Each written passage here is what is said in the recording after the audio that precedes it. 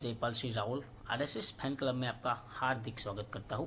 आज की वीडियो में हम बात करने वाले हैं आरएसएस के बारे में। आरएसएस की स्थापना कब, किसने और क्यों की थी। तो आरएसएस की स्थापना क्यों हुई थी, इसका उत्तर जानने से पहले आपको खिलाफत आंदोलन के बारे में पता होना चाहिए। तो जानते हैं क्या था खिलाफत आंदोलन। खिलाफत जानने से पहले आइए जरा खलीफा को जान लेते हैं। एक खलीफा क्या होता है। तो खलीफा मुसलमान का वो धार्मिक शासक होता है जिसे मुसलमान मोहम्मद साहब का वारिस मानते हैं, और इसका कार्य होता है युद्ध करके पूरे विश्व पर इस्लाम का निजाम कायम करना। युद्ध करके जितना हिस्सा या राज्य पर एक खलीफा राज करता है उसे खिलाफा कहते हैं। खलीफा यानी इस्लामिक शासक, खिलाफा यानी इस्लामिक राज्य।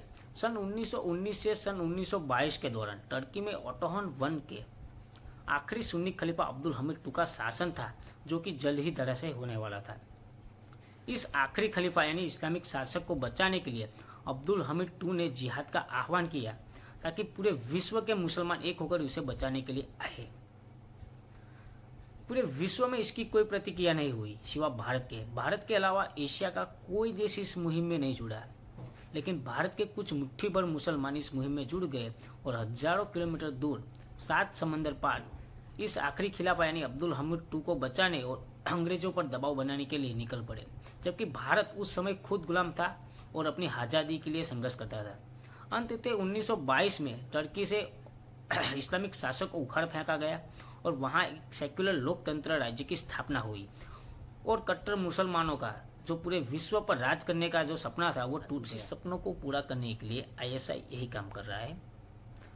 भारत के चंद मुसलमानों ने अंग्रेजी हुकूमत पर दबाव बनाने के लिए बाकायदा एक आंदोलन शुरू किया, जिसका नाम है खलीफा आंदोलन। और एक खलीफा आंदोलन को कांग्रेस ने बड़ी चतुराई से खलीफा को खिलाफत बताया, ताकि देश के हिंदुओं को मूर्ख बनाया जा सके और लोगों को लगे कि आंदोलन अंग्रेजों के खिलाफ है, जबकि इसका असल मकसद पूर्णतः धार्मिक था और इसका भारत की आज़ादी से कोई लेना देना नहीं था।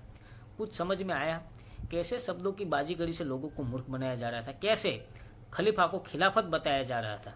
उस समय भारत में इतने पढ़े लिखे लोग और नेता नहीं थे कि गांधी नेहरू को इस चाल को कोई समझ सके, लेकिन उन सबके बीच कांग्रेस में एक पढ़ा लिखा व्यक्ति उपस्थित था, जिसका नाम था डॉक्टर केशवराव बलिराम हेडगेवार। उन्होंने इस आंदोलन का जम के विरोध किया, क्योंकि खलीफा सिर्फ तुर्की तक सीमित नहीं रहना था। उसका असल उद्देश्य पूरे विश्व पर इस्लाम की हुकूमत स्थापना करना था। उसमें गजवाए हिंद यानी भारत भी शामिल था। डॉक्टर हेडगेवार ने गांधी और नेहरू को बहुत समझाने की कोशिश की, लेकिन वे नहीं माने। अंततः डॉक्टर हेडगेवार ने कांग्रेस के इस आंदोलन के बारे में विरोध किया और कांग्रेस छोड़ दी। सन 1919 में खिलाफत आंदोलन शुरू हुआ और सन 1920 में डॉक्टर हेडगेवार ने कांग्रेस छोड़ दी और सभी लोगों को जागरूक किया कि इस आंदोलन से भारत की आज़ादी से कोई लेना देना नहीं है और ये एक इस्लामिक आंदोलन है। इसका परिणाम यह हुआ कि खिलाफत आंदोलन पूरी तरह फ्लॉप हुआ और 1922 में अंतिम हुकूमत धराशायी हुई। मुस्लिम नेता इससे बौखला गए और मन ही मन हिंदुओं को अपना शत्रु मानने लगे। डॉक्टर साहब भली भांति जान गए थे कि आने वाले समय में हिंदुओं की रक्षा के लिए एक संस्था की स्थापना करना जरूरी है। तब जाके 27 सितंबर 1925 में नागपुर में विजयदशमी के दिन आरएसएस की स्थापना हुई।